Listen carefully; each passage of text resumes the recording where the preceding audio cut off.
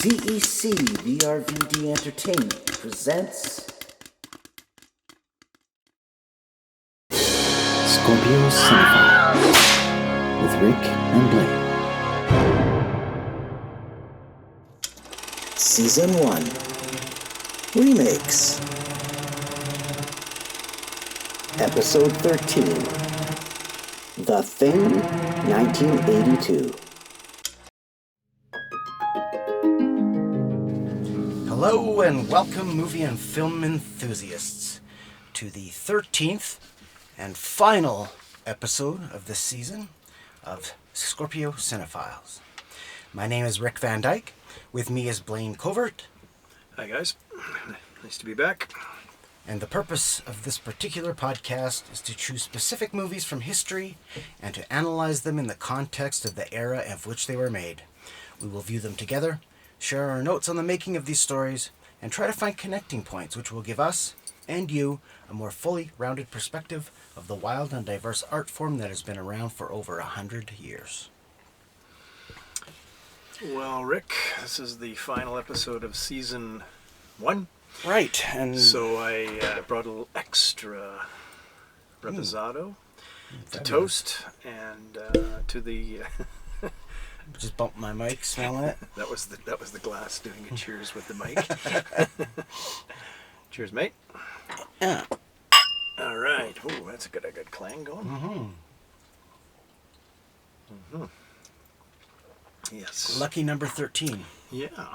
You know, the funny thing, when we first started this podcast, we were talking, 12 episodes, right? It seemed like a nice, round, even number, right? And then we found out that Star is Born is not 4 movies. It's, in fact, 5 movies. Yep.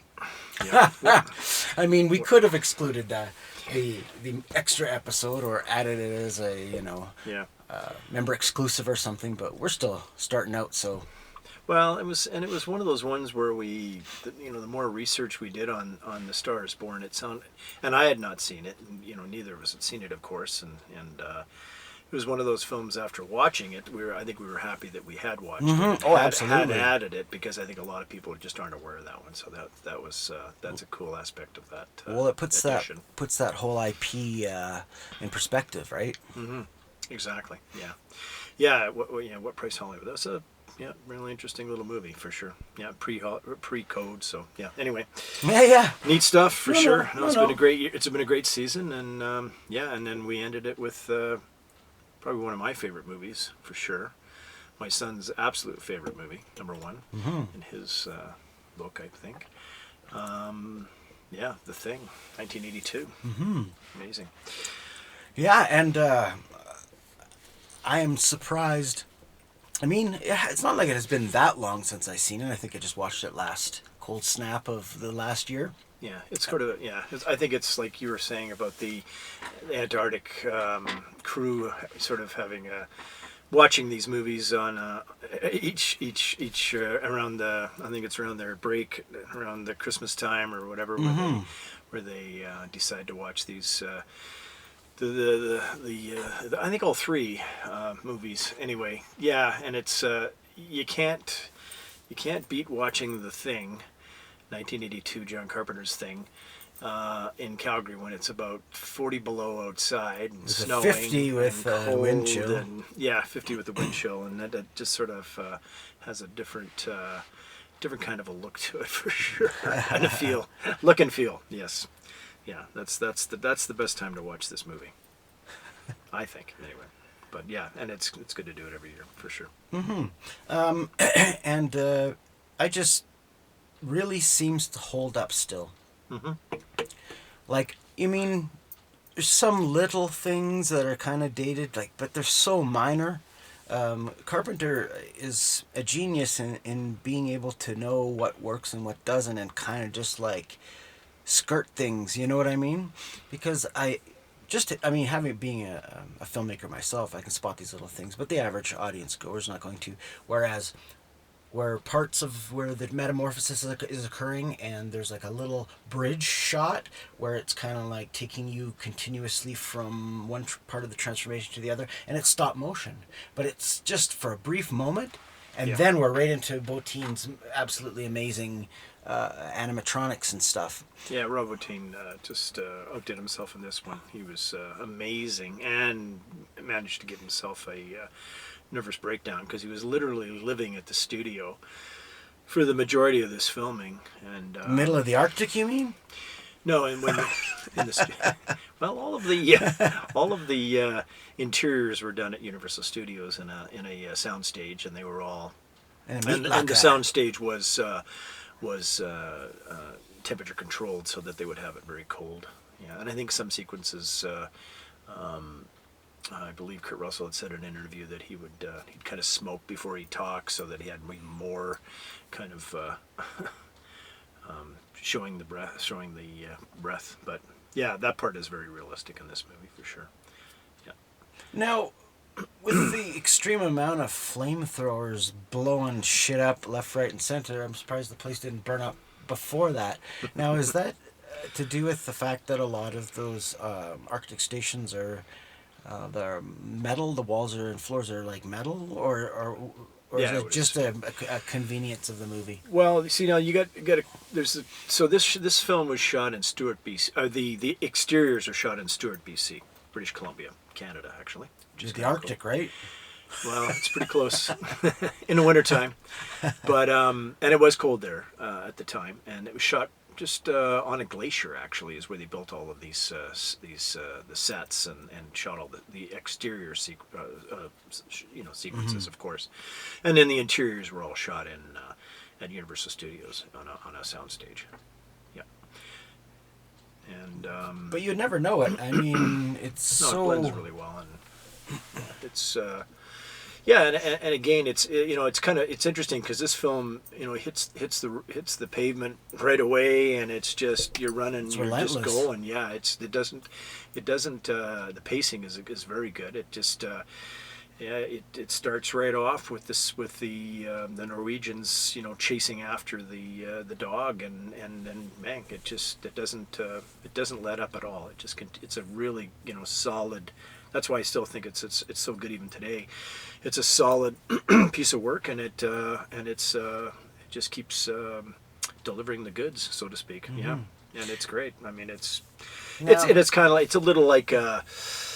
You've got a little bit of like an Agatha Christie thing going on because you've got the whole aspect of the who done it? Who is it? Yeah, who is it? Yeah, or who goes there? Who goes there? Which is the original, the book which we talked about in the last podcast. Yeah, and this one is again Frozen Carpenter's Hell. idea. Frozen Hell. Now which we now know. Exactly. You're telling me about the full novel Frozen Hell, which would be very interesting to kind of get a handle, get a hold of that and read it. I want to read that for sure. I do now too. Well, sure. Especially since the description of the events and stuff are so close to Carpenter's The Thing. Yeah.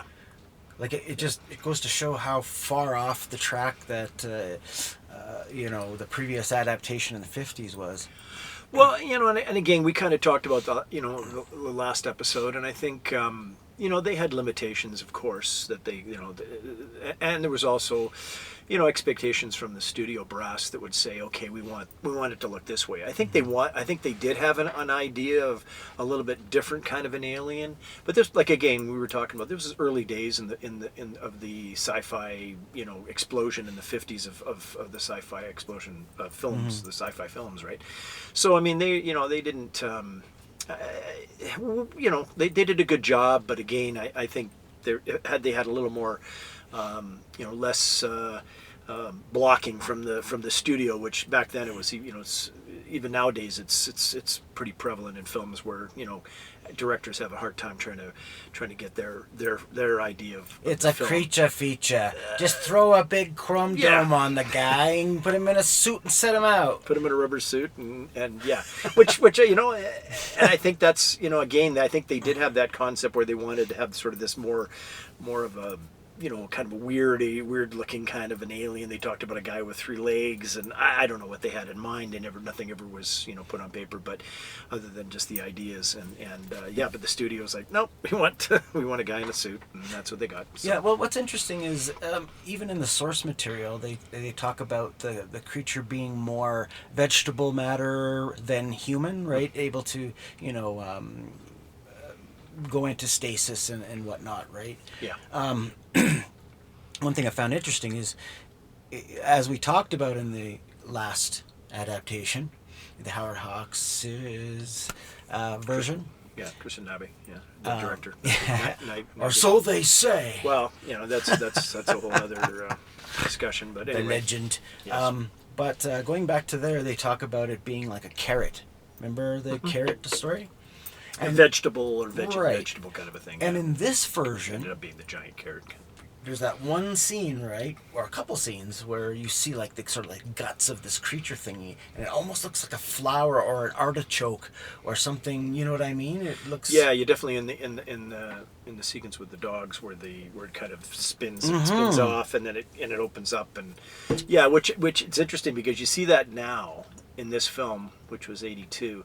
And how many times has that sort of been used? Oh, it's been ripped off a million times. Yeah, exactly. It's been ripped off many, many times, right? Where you get that kind of a monstrous, plant sort of creature coming out. Yeah, yeah. And this was actually, according to Carpenter, he stated that of all his films, this is his personal favorite. Yeah.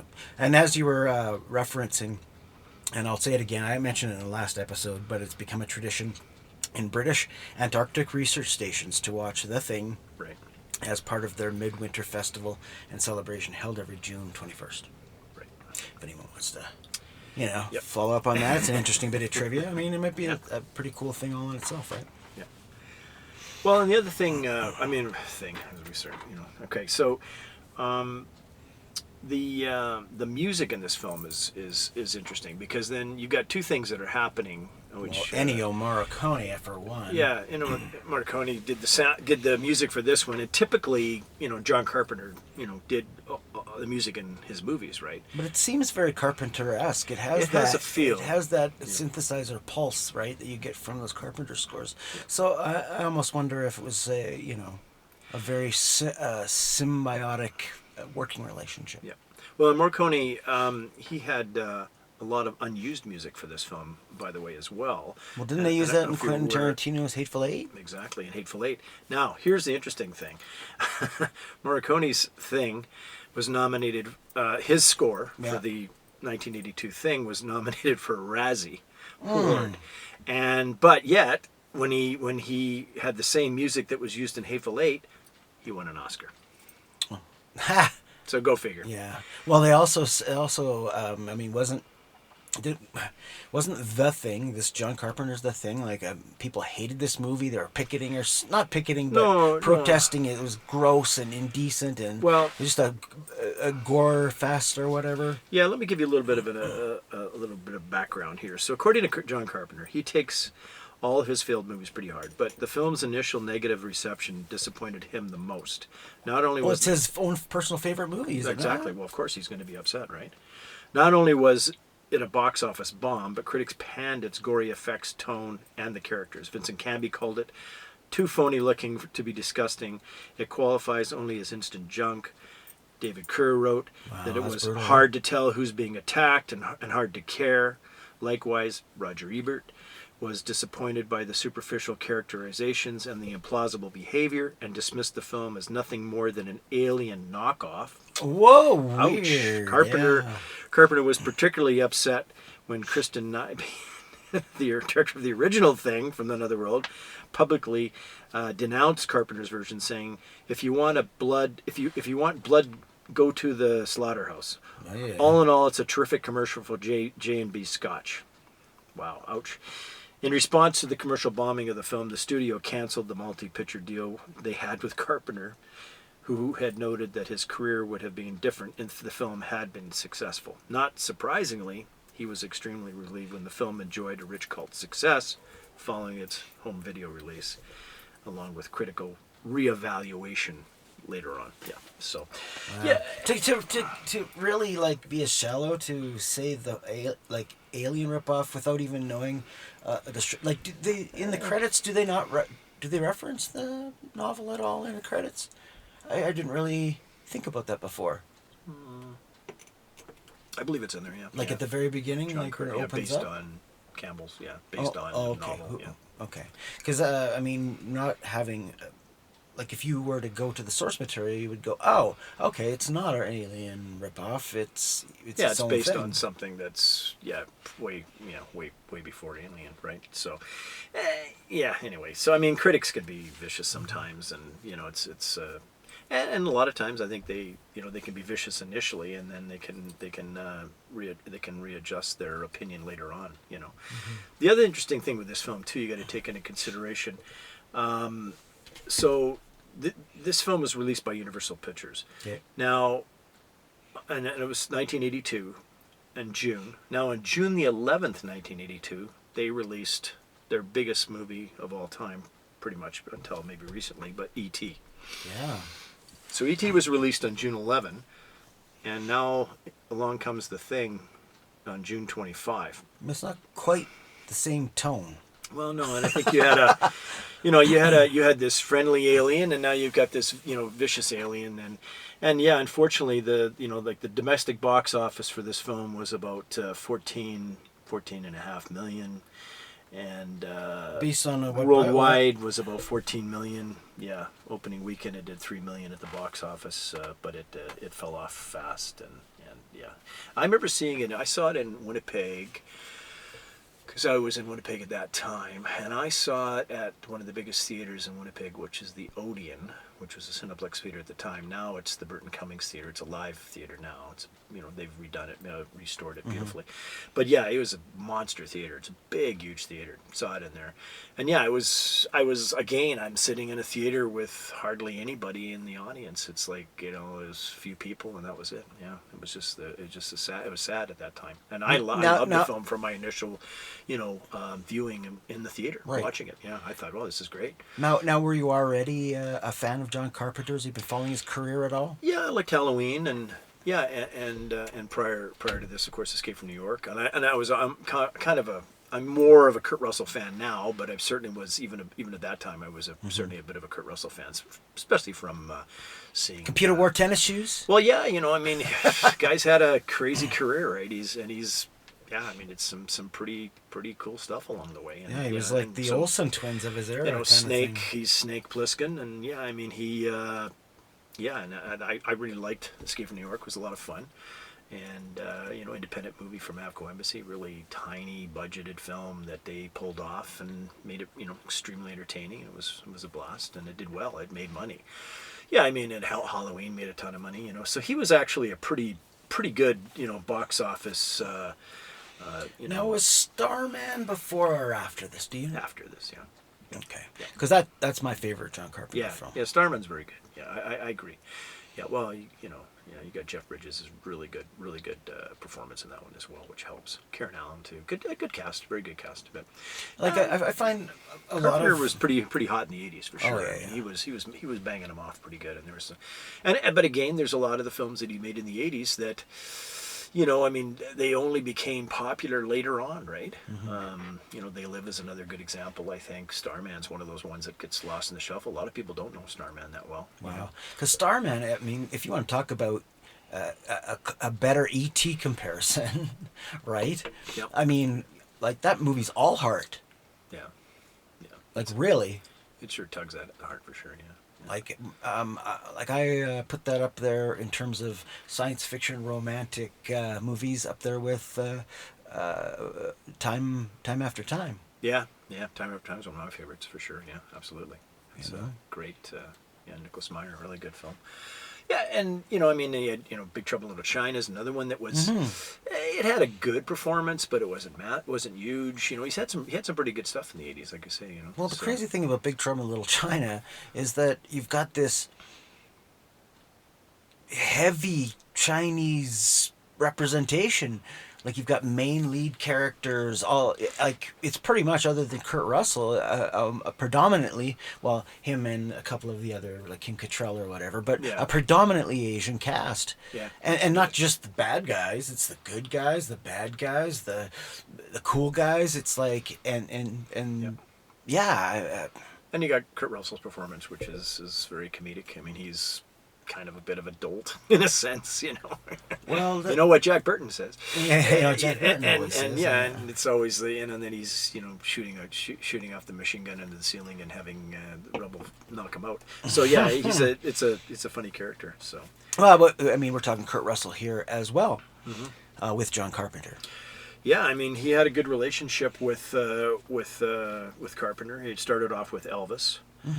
Which I still which haven't was a seen. TV movie, Which I still haven't seen. Well, and you got to be careful with Elvis too, because there are some truncated versions of it, and then there's the full version, right? So it was kind of like it wasn't a mini series, but it was a fairly long adaptation, or that they played on TV originally, Right. and then I think somewhere along the line they kind of trimmed it a bit on some video releases. So you have to be. Yeah, you got to try and find the full version, because it's brilliant. I mean, he's great, and Elvis and Kurt's. He's got the. I mean, how many times has he played Elvis? He played Elvis in Forrest Gump. He played Elvis in. He played Elvis and Forrest Gump. Yeah, he played Elvis in Forrest Gump. He played. It must be a cameo. Then. Oh, it's just a quick glimmer. Because I didn't know that. Yeah, no, he played, Huh. and he played 3,000 Miles to Graceland, and that then movie, Elvis, which yeah. where you've got everybody playing. You've got Costner and everybody playing Elvis and that one, impersonators, all Elvis yeah. impersonators, of course. Yeah. But yeah, he's good. Yeah, he definitely can nail Elvis. Yep. And I mean, Kurt Russell has had quite the prestigious career. Oh, yeah. I mean, I mean, I'm a big fan of Kurt Russell. So I mean, he's done so many amazing movies. Of course, like all of the, the Carpenters with Elvis, Escape from New York, Escape from man. L.A., which Tombstone. is a little less. But Big Trouble in Little China, some of my favorites. Has a great relationship with Tarantino. I mean, he did Death Proof, Hateful Eight, Once Upon a Time in America, or Once Upon a Time in America. How was I saying that? Hollywood, pardon me. Once Upon a Time in Hollywood. Yeah, and then he's just all the stuff along the Tombstone. along the way. Oh, Tombstone's one of the finest Man. westerns. Yeah, I remember always having an argument with my father, who had, and that was kind of a thing going on at that time too, where there was a bit of a Wyatt Earp versus Tombstone, and my dad was with Warner's, and he's of course Warner's couldn't make a bad movie, and but yeah, when you watch, I'm sorry, but Tombstone is it's one of the finest westerns. And the crazy thing is about the great cast, amazing cast. when you read about the story and about the shit show behind the scenes and how Tombstone was like handed over, and it was like. Yeah, went through Like, a couple of directors. oh. It makes you wonder how, in the end, you end up with such a masterpiece. Yeah. Oh yeah, no, it's brilliant. Yeah, and he's had, I mean, he's still making stuff today, and he's still Kurt Russell's busy guy. Yeah, he must right? be well in his 80s. And like you say, he goes right back to the Disneys in the early days. Actually, how old is Kurt Russell? Started off as a kid. Oh gosh, I mean, you'd have to look that up, but I'm thinking he's probably closing in on 70 now. I would think. Yeah, because I mean, he was making all the Disney movies in the '60s. He was a kid making the Disney movies. Follow Me Boys with Fred McMurray back in the '60s, and then of course he made all the Computer Wars tennis shoes and the the different those later sort of teenage, when he was kind of a teenage heartthrob. Well, he was born in 51. Okay. Yeah. So if you count on your fingers. So he's actually he's over 70 now. Yeah. So 65, 59. Yeah. So yeah. There you go. Yeah. But he looks great, and he's still he's still busy making stuff. And Well, always if there's something with Kurt, I'm always I'm gonna take a look at it for sure. yeah. Yeah. I mean, and he's pretty accredited too. I mean, 8 wins, 17 nominations. Like, guy's been there. Oh yeah. No, he's paid his dues for sure. It's great. And one thing I found interesting is one of the main characters, who, spoiler alert, the sort of like the big boss, as it were, of the thing, Wilford Brimley. Yeah. And Dr. Blair. yeah, that's one thing so interesting because he had such a. I mean, after this, you get to know him as the Quaker Oats guy, like you know what I mean. Like he's Grandpa, Cocoon, the movie Cocoon. You know what I mean? Yeah, he did. Right. Yeah, he was a busy guy. I mean, he did the Natural, The Firm. But in my era, right? Cocoon, of course. Hard right? Target. We were talking about Yeah. a little bit about John Woo. Did a John Woo movie, and he was a real cowboy because I know there was I think it was an interview with Carpenter, and he was talking about the fact, or he had said to Brimley, like, because he has that sequence where he has to kind of go in and pull out the guts and everything, and he's like, "Are you sure you're okay with this?" He says, "I'm a cowboy. I've birthed calves, So yeah, don't worry. I can handle this stuff, right?" So yeah, and he did a lot of classic westerns too, like Electric Horseman with Redford and Tender Mercies, pardon me, with Robert Duvall. Well, did you know that Wilford Brimley was a bodyguard to Howard Hughes? Wow, that I did not know. That's a bit of trivia. There There you go. Cool. That one. Now, how far back was that? Was it back in the good days or the bad days of Howard Hughes? When Howard Hughes was Looney Tunes or normal? Yeah. Now, I talk about another actor within this movie that has a relationship with Carpenter, has been in more than one movie, is Keith David. Yep, Keith David was in They Live, and yeah, he's had a great career too. I mean, recently, well, not too recently, but a couple of movies that I like a lot is The Nice Guys, is one that he's in, which is he's a kind of a hitman, killer now, and he's pretty good. And then he was in Nope recently. Yeah. So he's been, he's still active as well, making. You see, he turns up a lot and stuff. Like he's one of those guys where you're like, oh yeah, okay, he's a character actor in a sense, but he keeps pretty busy too. No kidding. Yeah, and ages very well. I mean, yeah, it looks good. Yeah, I mean, yeah, because they're all getting up there, like they say.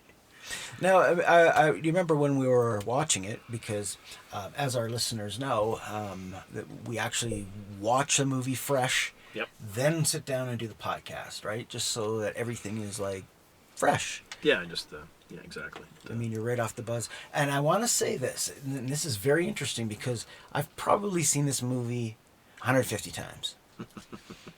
And still, maybe it was just because I haven't seen it in a year, but the very first jump scare with the blood and the blood coming out. I jumped out of my seat. I was like... I noticed those, because I'm in the back row and you're in the front. We have a theater that we kind of watch our films in, by the way, guys. And yeah, I'm in the back row and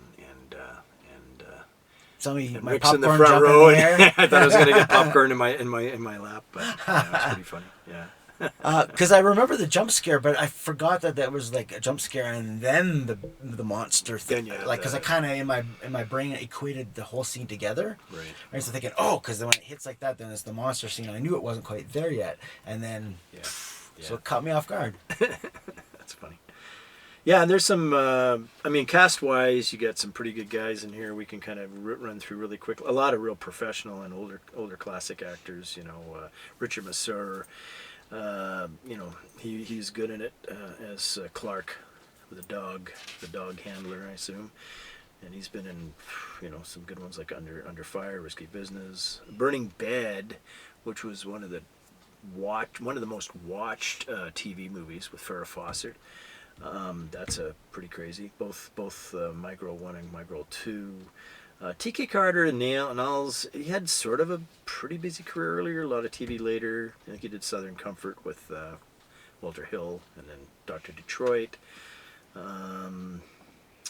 David Clennon, Palmer, Right Stuff, Legal Eagles, Sarah Anna. So he's still making stuff. Richard Dysart. What about Donald Moffat? Dr. Copper. Mask, Pale Rider, Wall Street, of course. Donald Moffat. He made a career out of playing presidents. He was the president in President Danger and the president in Right Stuff. West Wing. Yeah. Maybe not as the president, but... Yeah. He was... No, he wasn't the president, but he was, another political one. Yeah. He was... Clear and Present Danger. Yeah. And then you got I was trying to think of some of the other guys. Well, you got I want to ask you this. the one thing I was just going to say. There's a couple of sort of cameos now. I'm going to talk about this too because I want to talk about the MacReady and the amount of people that were that were asked to do the role, and that, thank God Russell ended up with it. But Larry Franco was the Norwegian passenger on the helicopter with the rifle shooting at the dog. That is also the producer of the movie. Okay. And then now, the computer voice, the bitch, as MacReady says, as he pours his J&B into the computer, is none other than that at that time, Carpenter's wife, Adrienne Barbeau. And even Carpenter shows up on some video footage as one of the Norwegians. So yeah. Oh, there you go. That or not, anyway. But that's some info. Yeah. So now, can I kind of just talk about? No, you can't. Can I do this? I'm Okay. sorry. All right. I'm going to talk about MacReady because Sure. MacReady's one of my favorite characters. Okay. Favorite Kurt Russell characters or just characters? Well, definitely my favorite Kurt Russell character as well. I mean, I like Snake Plissken a lot too. I think they're probably, pretty close. But I do like MacReady. And there was an interesting thing because they were talking about one thing. I watched a recent interview with him because he was kind of talking about some of the newer stuff that he's done, like Monarch: Legacy of Monsters, which is he's in it, sort of the Godzilla. Have you seen thing. that? I have watched it, yeah, and he's in it with his son Wyatt Russell, which is kind of cool, and they play the same character. Wyatt playing it as a young man, and him playing as an older man. So that's a really neat aspect. I really like. I enjoyed that. Really cool. But I heard it's just a lot of talking, not a lot of monsters. Well, there's not a lot of monsters, unfortunately. Not a lot of Godzilla. But I mean, that's expensive to do those monsters. So no, I know, and I understand it's a spin-off kind of like dramatic offshoot. Yeah, Just like Penguin with the Batman. exactly. Sisters of Just trying to milk a franchise that they have. Yeah. Some of those things. But yeah, they're good together. His son is actually quite a good actor. I was surprised. I haven't really seen Wyatt Russell in too much stuff, but I really enjoyed him in this series.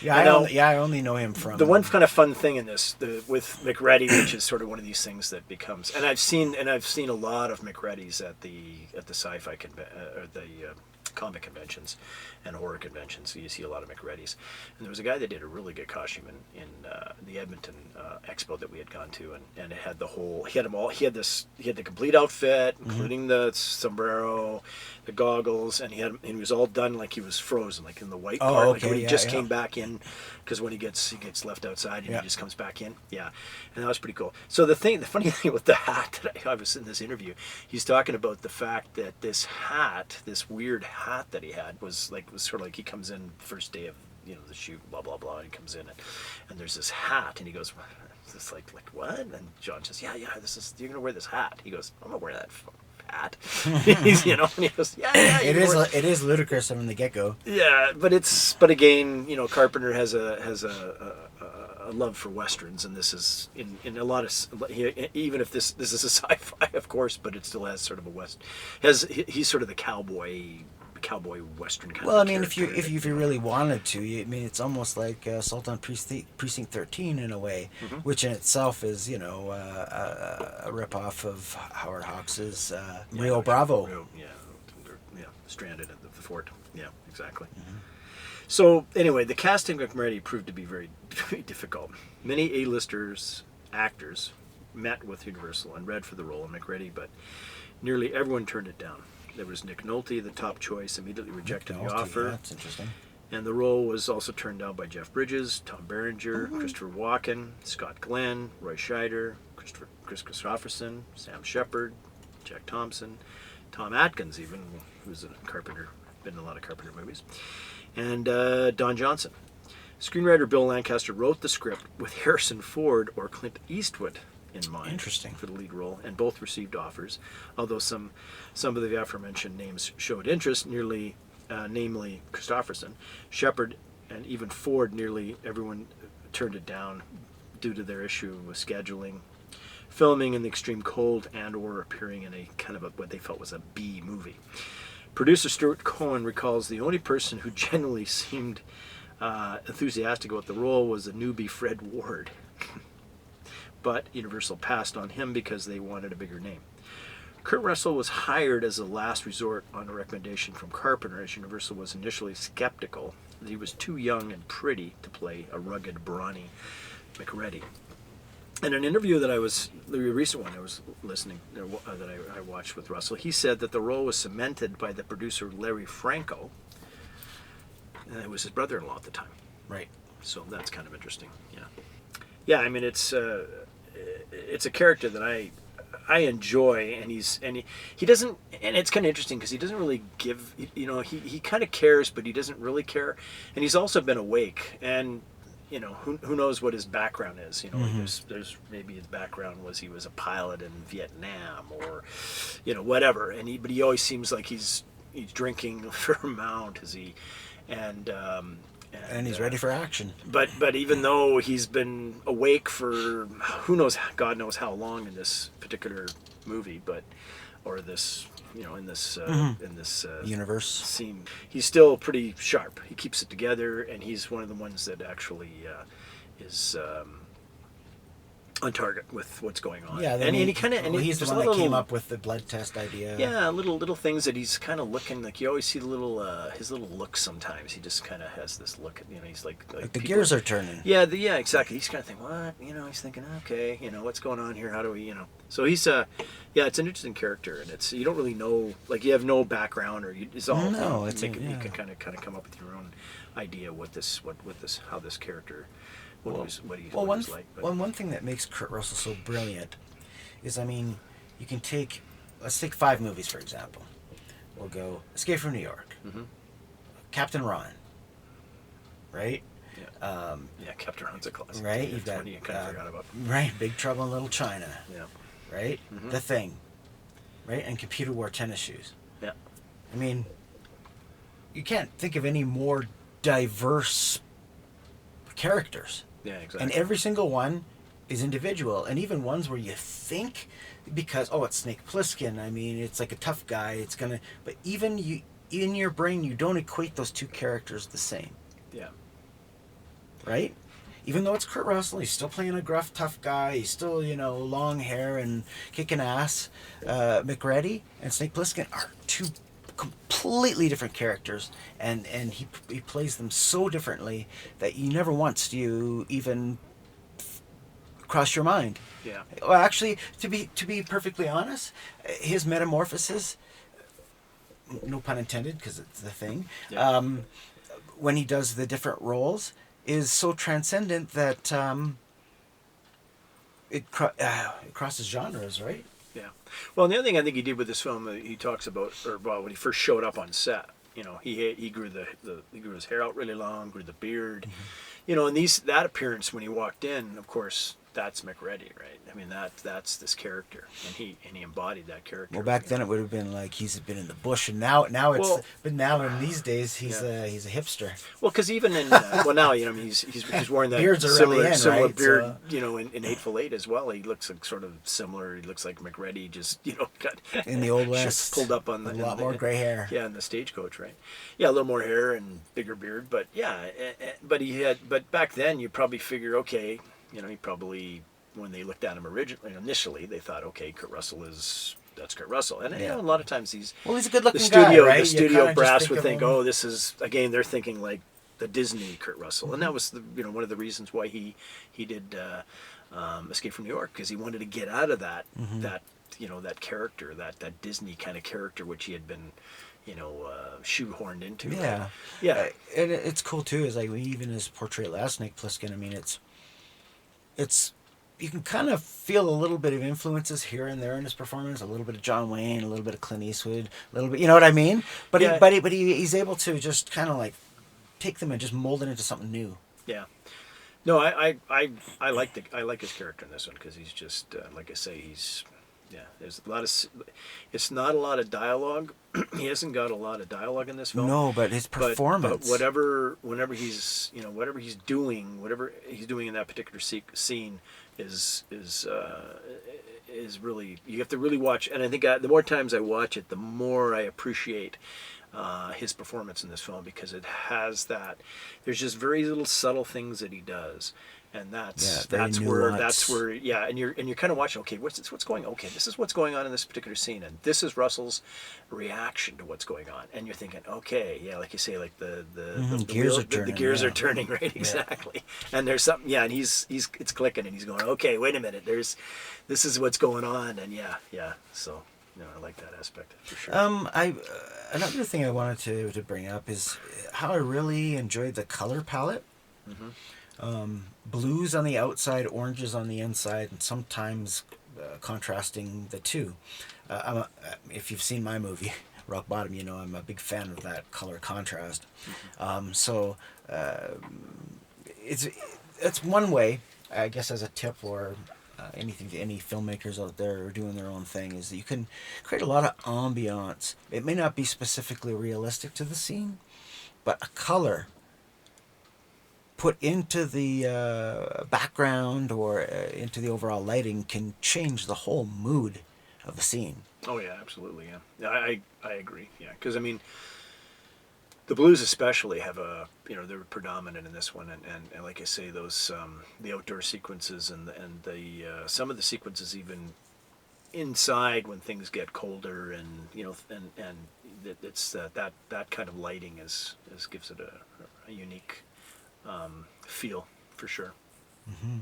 And I think you mentioned this before too. I mean, it does help to have the breath if you're going to be shooting at sound stages. You know what I mean? Yeah. Because immediately, because back then you didn't have the CGI, right? You couldn't just CGI in the breath. Yeah, exactly. Which after. Is interesting. You see that you know that in shows now where you're watching, and okay, this is just, you can tell that because it still doesn't. I mean, CGI is good, I guess, in some things, but when they do the breath, the foggy fake breath, yeah. it just looks kind of wonky, right? Because it's always sort of. It doesn't last very long. It's just like a little puff, when they do it, and it doesn't have the same effect as what it really looks like. Which, and I think thankfully they shot, and this was a pretty expensive movie too, right? So I mean, yeah, well they refrigerated the set down to 40 degrees, hey? Yeah, yeah, they didn't, and then I guess we could talk a little about Robert Boutin.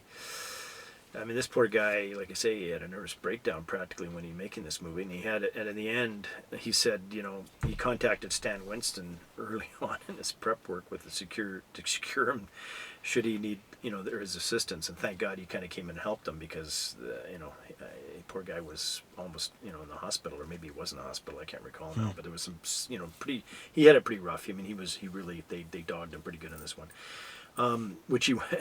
So Boutin was glad to pass the dog thing over to Winston. He said, I got to the point where I was thinking, if I have to do another stinking mechanical dog, I'll go nuts. In another interview, he said, I've already done the howling, and I didn't want to see another dog. I didn't care if it was mutated. I didn't care if it was riding a skateboard. I did not want it to Cujo either. No more dogs, please. So, yeah. But because Winston did I think he did the final sequence with the big, big sort of large creature that had all sort of amalgamation of all the different of all the transformations, dogs and people and heads and stuff. Yeah, that was one thing I thought was cool. About the original Thing from Another World and the Thing was the concept of, okay, this thing's trapped in the ice, so let's cut out a cube, bring it back to the lab, and then we'll figure out what it is, right? Yep. In the original, it's the characters in the scene, in the story, that do this. And in this particular adaptation, it was already previously done by the Norwegians.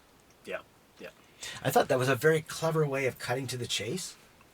Because in the original, that sort of sequence, or leading up to that sequence, I mean, you've got I wouldn't say dead time, but because Carpenter's is so much better paced, right? Yeah. I can see why they would just sort of abridge it, like pay tribute, right? Yeah. And just sort of, we're already on to, like, it's like after that scene almost in the first movie. Yeah.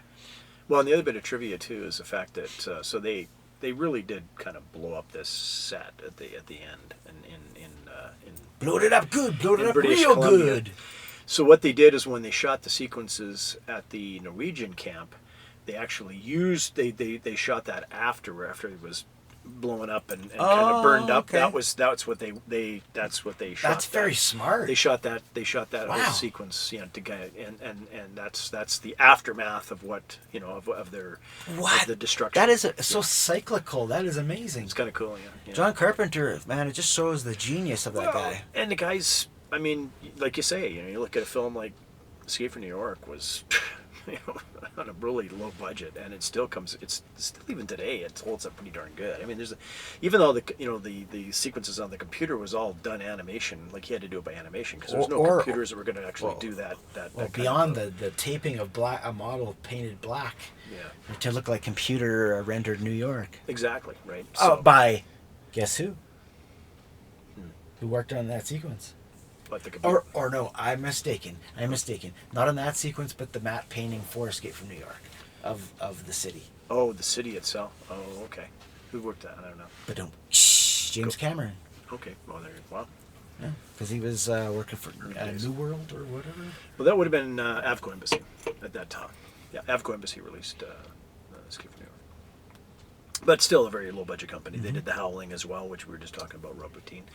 They did The Howling, and they did a lot of that kind of stuff. So, and they made money, but low budgets and and we talked about the score before, and it's very interesting because, as we know, John Carpenter's sort of like a full meal deal, right?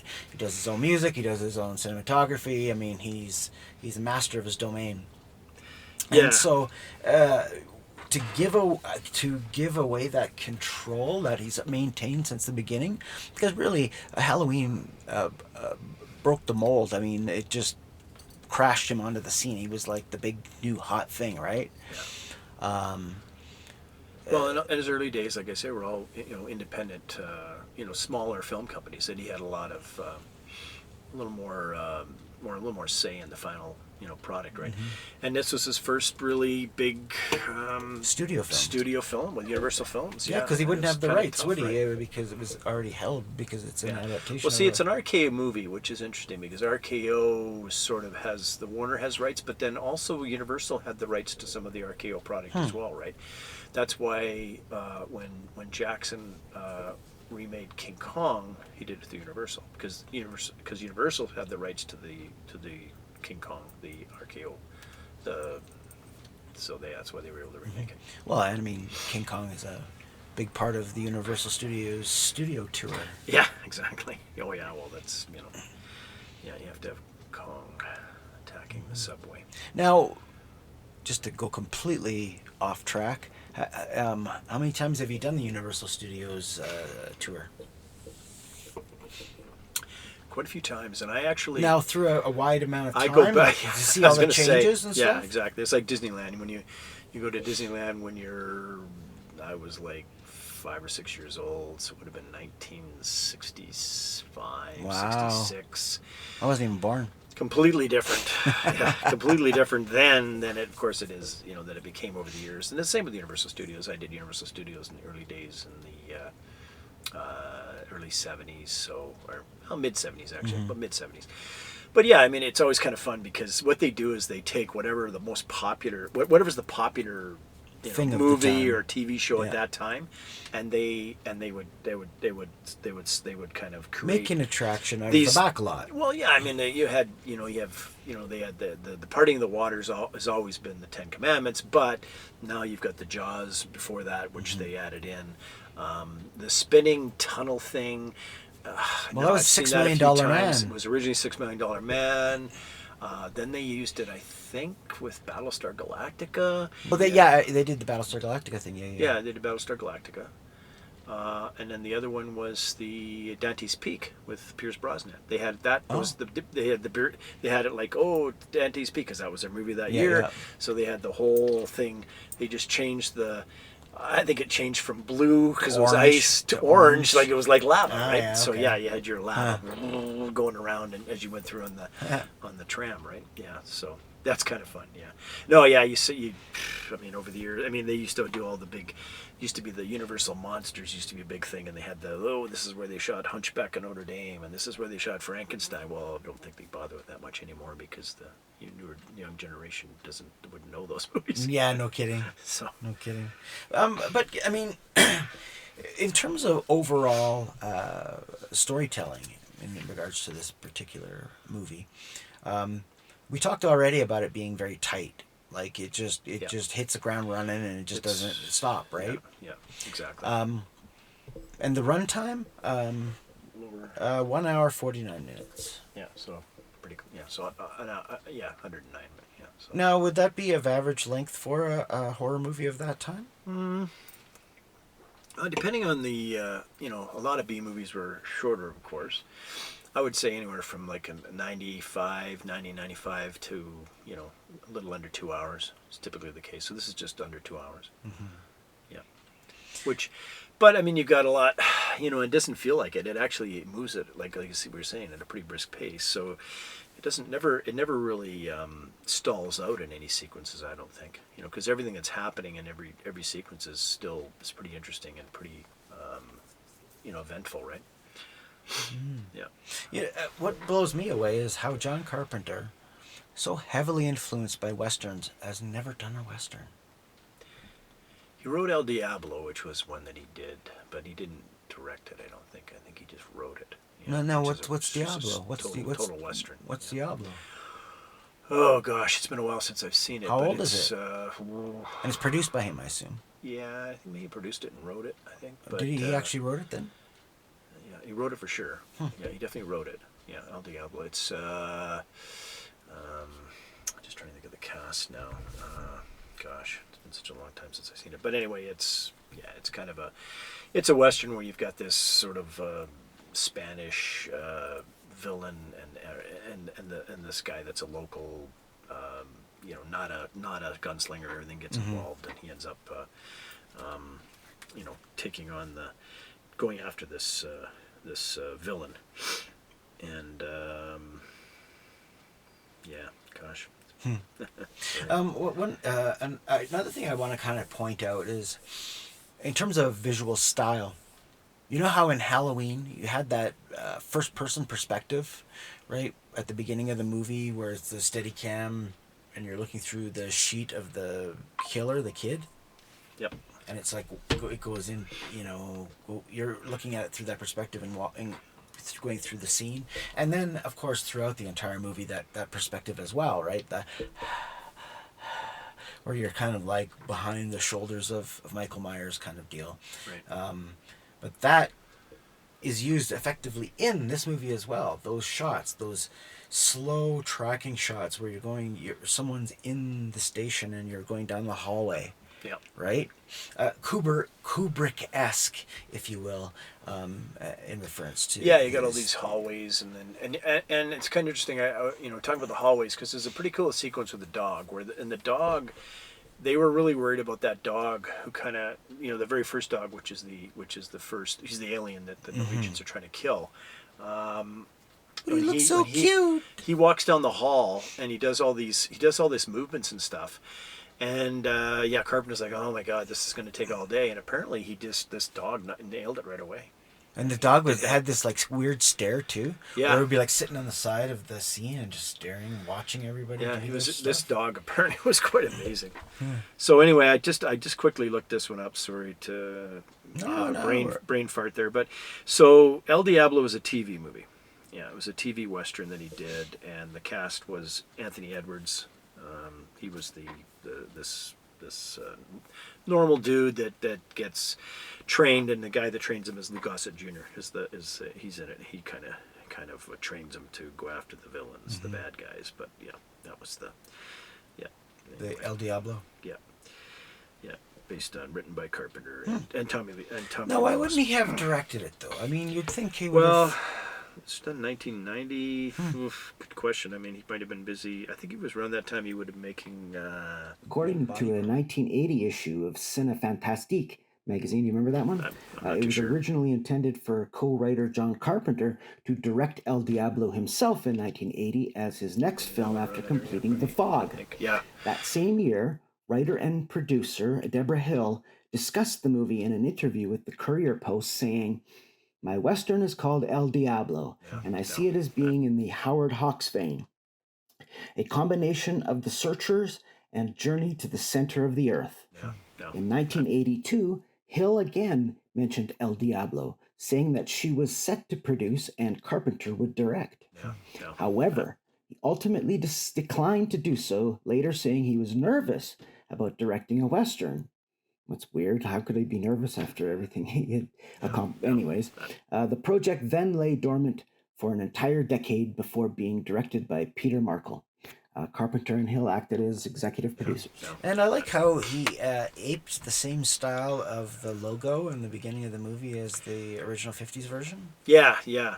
And I was trying to remember. I was trying to think. Oh, does it say John Carpenter is the thing? And it did actually. It does say John Carpenter is the He gets thing. a title over But it. it has like John Carpenter's, and then the thing. thing burns through, which was done. I think I read was done with some like plastic. I think it was cellophane plastic or something. It was a plastic bag placed Plastic on a bag. stencil that was Okay. melted by a heat source placed below it. Okay, all right. Yeah. To try and get the original. Yeah. It's very cool. And it is kind of fun because it does it's a nice homage to the original for sure. Yeah. Well, and done so effectively originally, Yeah.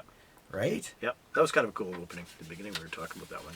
Yeah. Now, if you want to talk about sort of weird, unnecessary things, like, so the very first shot you see of the movie is like a UFO coming towards Earth.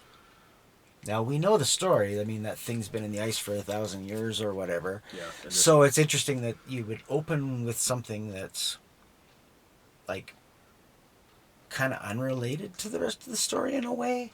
Yeah. I think you just.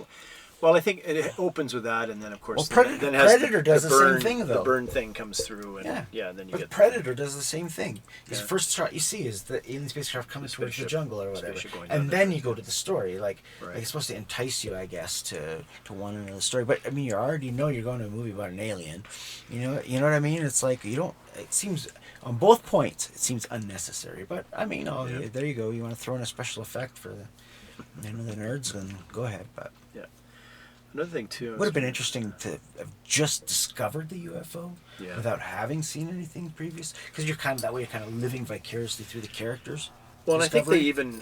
even, it looks like, I think the sequence of the UFO, you can kind of, some similarities to the, I think because again, Carpenter was a big fan of the original thing from the 50s. I think he kind of does a little homage to that film and that sequence when they're showing the video from the Norwegians, and they're standing around. They're doing Yeah, similar. doing the It's circle. similar, but not quite. And Yeah. then I think that when they because they talk about blowing it up, which they did in the original, which unfortunately destroyed the ship. But that I'm pretty sure on the video, if you look at that explosion, I think it's the same explosion from the original movie. I'm darn sure that's the same. Wow. Or they made it Aped exactly. it, yeah. They aped it or whatever. Yeah, exactly. Yeah. And speaking of explosions, so. Well, we talked about they destroyed the camp. A lot of blowing up in this movie. They blew up everything at the end. Shit, they're blowing shit up, Reuse those sets later. incinerating shit. But the executive at that time was Ned Tannen from Universal, and Carpenter wanted that sort of ambiguous ending, and the only way he got it was that Ned Tannen said, as long as the audience is given an extra sign that the monster was killed in the explosion. So there's kind of, if you listen to it carefully, there's an additional monster scream which was added over the wide shot of the camp. Okay, yeah, I heard it. Yeah. And then it's over, right? So he wanted that. He wanted that added in. Carpenter. So he wanted a happy ending, basically. Maybe more of finality, but Yeah. again, anyway. But I mean, and then there's I've heard all these fan theories too that one of the two guys is the thing. Exactly, and and it's been reincarnated in many in comic books, and Dark Horse Comics, of course, did all the Thing comics and stuff, and The video game was one of the reasons I bought my PS2. Games. Man, that was as boring as that game is. The ambiance matches the movie. It's very cool. Yeah. You go just like they discover the Swedish encampment. You discover their encampment. So there you go. It's cyclical again. Yeah. Right? Okay. And of course the Thing is still around, but you got to like come and wipe them out, this, that, and whatever. But it's just, it was very well done for its day. In the comics they have MacReady surviving, and then goes, he gets picked up. They get picked up, and the sequel is called Things. Well, and then you also have another film. I don't know if we want to discuss it or not, but there was a film made in the last recently years, which is called The Thing as well, which is a prequel with about the Swedes. Joel Edgerton, which is about what happens with the Swedes. Oh, sorry, Norwegians. Norwegians, yeah. MacReady. Swedes. It's not Swedes, it's Norwegians. Yes. I was gonna. you beat me to the punch, but I was gonna say Swedes. No. Anyway, but So I mean, that's another film which people have mixed feelings about that film. I heard a story. Now I don't know if this is true or not, but I did hear a story that the guy the fellow that made the film wanted to do practical effects and had done all the practical effects, and then the studio nixed it all and made everything computer generated. Yeah, because I mean, I think wouldn't. That's what's the fun thing about this film is the practical effects real. is the best part. Yeah. Yeah, because in all honesty, it's not like I was lining up, waiting in anticipation for that prequel. But I was following it as it was progressing, and I was like, it could have potential, blah, blah, blah. Yeah. The trailer was really ambiguous. And then I was like, and then they kept saying in the press, no, we're going to use all practical effects. We're not going to be relying on CGI. And then finally I see the film, and it's like, this is like not just CGI, but really bad CGI. Yeah. And I was like, what happened? I think it was a last minute, effort to clean it up, or what they thought they were cleaning it up, but they probably would have been better just to leave it the way it was. I'd like to see. It'd be kind of cool to see that the original version, if there is such a version around. Mm-hmm. It'd be kind of cool to see that, and it's sad that they never gave it the opportunity. But hey, that's the way it goes. And this film, I tried to do some research. It's hard.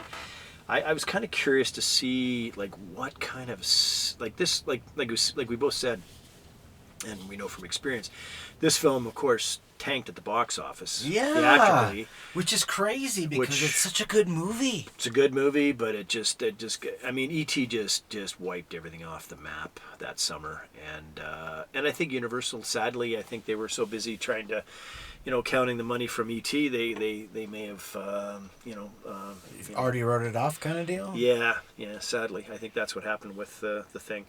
So I tried to do research, but I couldn't really find anything about the. I'd be very curious to see the VHS sales. This is going way back a while now, but the VHS sales on this movie must have been. I'm sure it must have been phenomenal because, and of course they were very expensive back then to buy a tape for rental. Yeah, I remember paying almost $100 for a tape or something for a rental. Yeah, exactly. But I did do. I pulled up some information on the Blu-ray sales. So this gives you kind of an idea. So 2010, they sold, at that point, in 2010 they sold 8,777 units. And by that time they said they were up to about 94,000 units. So how is that a dead format? Yeah, this is what we're talking about, the physical media kind of going down the tubes. Now in 2021, which isn't that far back, now this is they were at sales on Blu-ray 654,712 units. Wow. Which is just for that period of time, which was 1 week in September. Well, this is like a week on the charts, but they have it at about 7.6 million or something in sales on those amount of units. Well, and that's the thing. As a cinephile, anybody who considers themselves a fan of movies, how is streaming in any way beneficial. Like physical media still dominates as your prime entertainment. I mean, you can pull it off from the shelf anytime you want Yeah. and watch it. No strings attached. No advertising. No, you know. Well, the thing with streaming now, we were talking a bit about this, and I think a lot of the cinephiles or the movie film enthusiasts like us are saddened to see that a lot of the chains are now, there just isn't any shelving anymore for video, for DVDs or Blu-ray. They're going to have maybe a little bit of it, or they're just going to the sales will be relying on buying it online. No, that's something. We're almost creating a black market industry of something that the studio could just very well be milking the money off still. I mean, it's not the big numbers like back in the day, but I mean, come on, it's a revenue stream. Oh, it's still. I think there's still people that want to have a physical copy. Like you say, again, it's the opportunity to watch it when you want. And a lot of times when you maybe you have, I don't know, like I've got a few streaming services, but I mean, you go through your streaming services and you go to try and find. Maybe you go try to find the thing, and it's not there, or if it is there, they want you to rent a copy. So it's just like basically like going to Blockbuster store, renting the movie anyway, but you're doing it on streaming. And then I tried a movie recently where they had like you could do like a week free, blah blah blah. Well, I went to watch the movie, and it was the quality was horrible. It was terrible. I mean, it was bizarre because you think, okay, streaming is going to be, well, you just think streaming is going to be fine, but I think it was just the way. I'm not too sure whether it was the way the signal is received or it wasn't my It could be compressed for sure. too, right? It was bad. I watched a couple seconds and said nope. No thanks, I'm not doing it. That's something. And then just really grainy, I'm assuming, on the black and white. Well, just the like, really dark, like heavy sound was going in and out, and really? it was like weird color. Yeah, it was just really bizarre. It was like a bad copy. It was like it just I don't know what goes on, but anyway, it was one of those things. Yeah. So I just before we shut things down here for our season, I just wanted to give a shout out to Mike Plug. Now, to the average person, they might not know who that is. Mike Plug is a comic book artist who did storyboards and production design on The Thing. He was the original sort of illustrator of rendering such iconic images as the head with the spider legs and the cross metamorphosized face, you know what I mean? Like a lot of these iconic images that were by Bottin brought into fabrication to reality was, of course, just like any part of the art department has to be pre-productionally envisioned, right? You need to know what you're building, right? You've got designers and people that work on this and storyboarding in a sense, right? But now, really good storyboarding because Plug was a pretty cool artist for sure. Well, I mean, if you want to throw my nerd card in, Mike Plug was the original artist of Ghost Rider, when Ghost Rider first appeared. And he did. And Werewolf by Night as well. Man Thing? Man Thing, yep. And Howard the Duck, right? That is correct. Yeah. Which, I mean, those are all sort of iconic tent poles in sort of the history of comic lore. Yeah, exactly. So speaking of magazines and stuff, so there was I remember Fangoria had a contest around when they were releasing the movie, where they asked to draw the thing to see if anyone could guess what it was going to look like. Oh, okay. And the winner won a trip to Dum-da-da-da. Universal Studios. Yes. So anyway, but well, what did it look like? I'd have to go back through my Fangorias, which is all in my son's house now. Oh, your son has all your Fangorias? Yeah. Wow. He's got my collection, so. You know what? It'd be cool. How many now? Fangoria's done, right? I think so. It's one of those ones where I thought I saw one a few years back, but I haven't really. Yeah, I never see much on the shelves anymore. I just I subscribe to one magazine which I just get in the mail, and that's it now. Shock Cinema, which is really good interviews. Yeah, and actually I read one with Richard Masur, who's in this film. He talks a bit about the thing and stuff. But yeah, I mean that's kind of cool because it has some really in-depth interviews with the actors and actors. It's kind of weird because you look at the title of the magazine, Shock Cinema. It sounds like, oh my god, It's gonna be like, but actually when you get into it, it's a fabulous magazine, and it has a lot of really good interviews with a lot of actors and actresses and directors, that are from years gone by, and some neat stuff. So the other thing I was going to say quickly.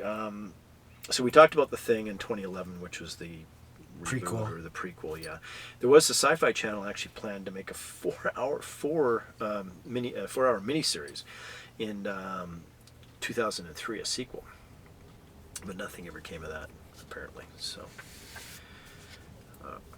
and the other thing too, we talked about it was shot in Stewart, British Columbia, which it was. In August of 2003, a couple of hardcore fans, Todd Cameron and Steve Crawford, ventured to the remote filming location in Stewart, British Columbia, and after 21 years found remains of Outpost 31. Oh, no way. Yes, Huh. and the Norwegian helicopter. Really? The rotor blade... Didn't some guy say he would crash a helicopter or something for the movie? Sorry, I just remember some weird piece of trivia back in my head. Oh, it crashed the helicopter? Yeah, on purpose for, I don't know, money sure or about that. beer or something. I can't remember. I don't know. No. I just seem to remember this in the back of my head now. I'd have to look it up. It's probably one of those, once again, rare articles that you read behind the scenes of Starlog or Fangoria or Famous Monsters, Probably, yeah. Anyway, the rotor blade from the chopper now belongs to Todd and rests in his collection of memorabilia from the film.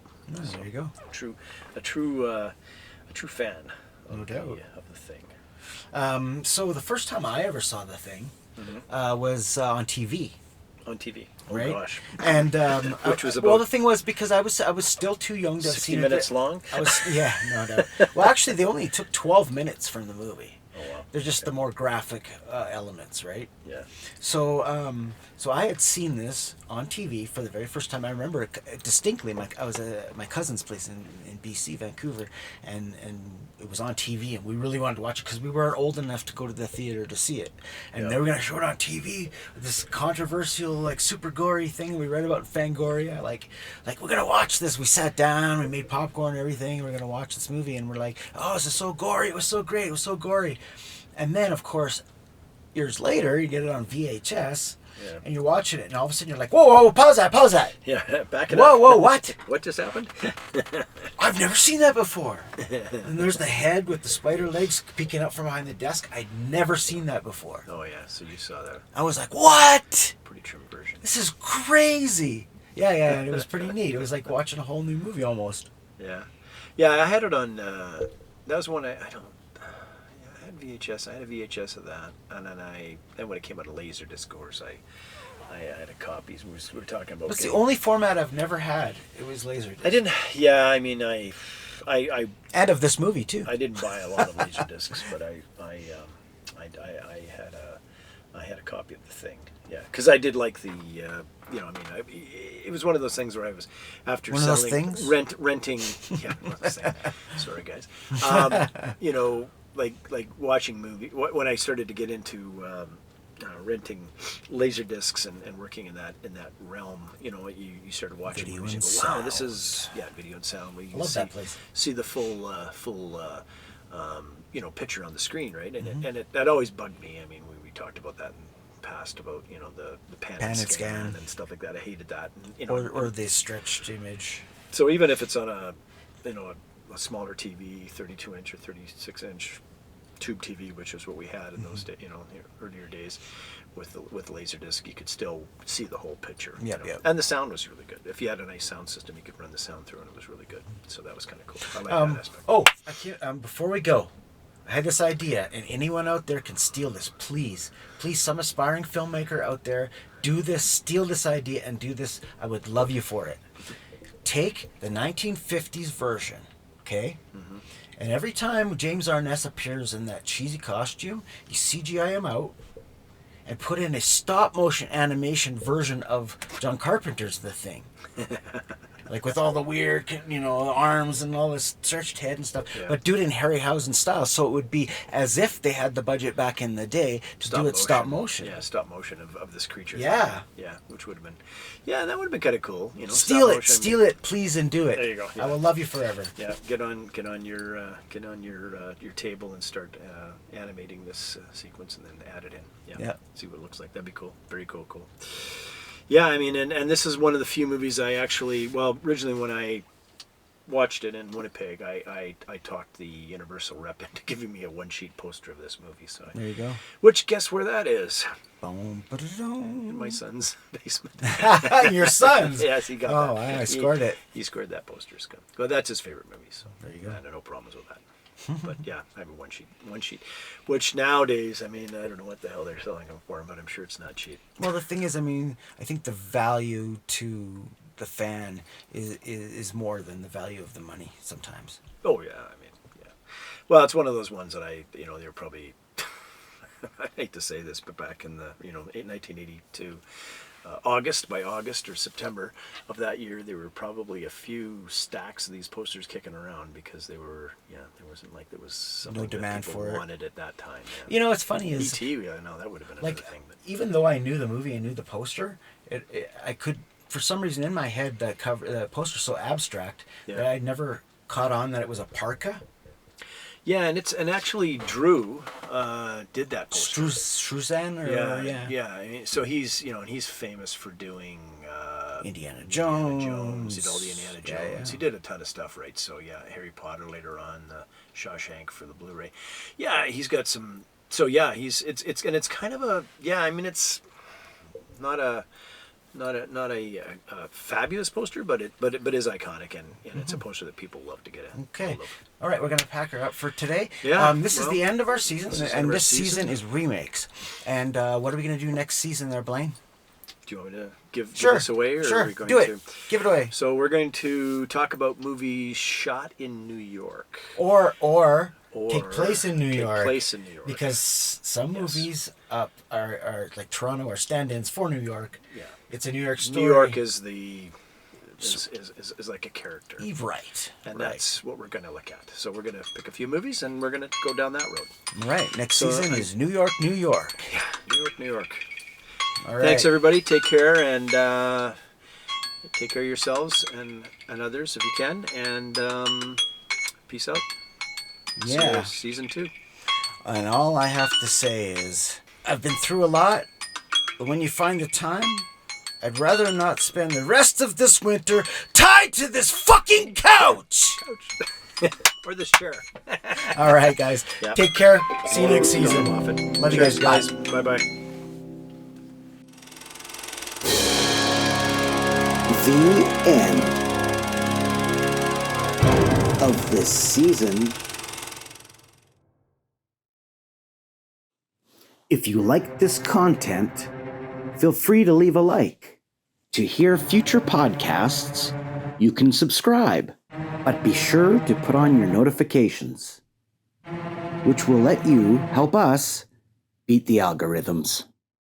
Scorpio Cinephiles. Copyright Scorpio TV 2024.